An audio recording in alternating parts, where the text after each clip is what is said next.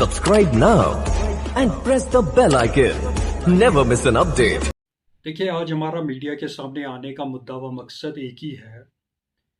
कि जम्मू कश्मीर के अंदर हायर एजुकेशन के हवाले से कुछ स्टडी सेंटर्स खोले गए थे जहां पर बीसीए और बीबीए की डिग्रियां कराई जा रही थी। लेकिन जब जम्मू कश्मीर के अंदर नेशनल कॉन्फ्रेंस और कांग्रेस की कोalition गवर्नमेंट यहाँ पर बनी, उसके साथ ही साथ यहाँ पर एक ऑर्डर्स इशू किया गया कि जो भी डिग्रियाँ स्टडी सेंटर में की गई है वो डिग्रियाँ जम्मू कश्मीर में वैलिड नहीं है, उनको एसएसबी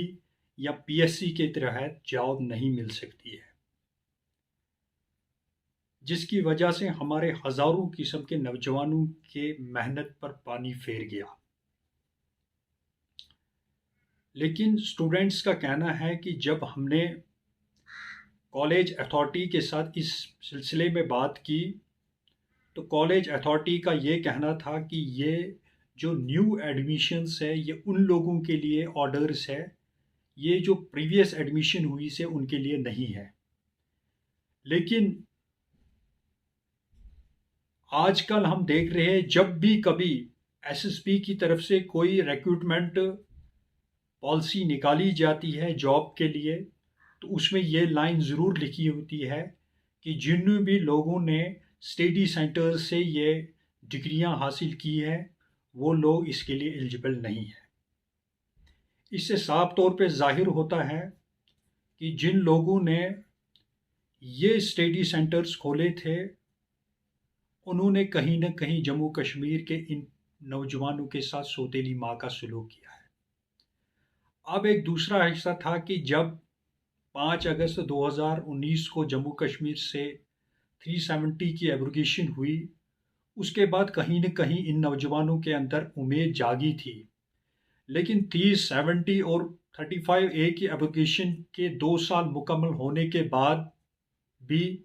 इस चीज़ पर गवर्नमेंट ऑफ इंडिया और लेफ्टिनेंट गवर्नर ने कोई भी ठोस कदम नहीं उठाया,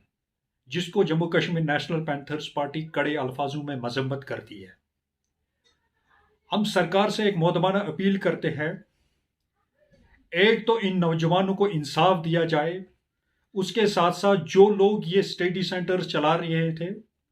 उनसे पूछताछ की जाए कि इतना बड़ा धोखा उन्होंने यहाँ के नौजवानों के साथ क्यों किया। क्योंकि साफ तौर पे ये नजर आ रहा है जब कोई डिग्री किसी जगह पर एलिजिबल नहीं है तो वो फेंक मानी जाती है। इन लोगों ने तो कहीं डिग्रियां दी हुई है।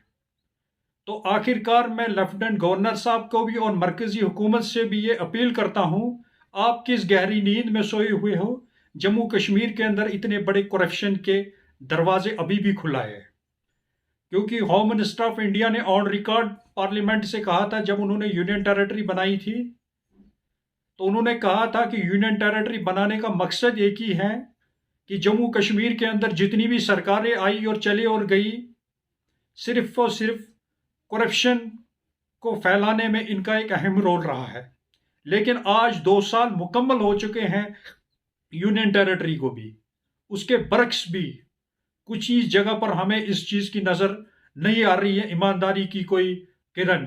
इसलिए मैं वज़ीर आज़म हिंद और लेफ्टिनेंट गवर्नर साहब से मौदवाना अपील करता हूं कि जो ये इशू है हायर एजुकेशन के हवाले से स्टडी सेंटर्स का, इस पे सीरियसली नोट्स ले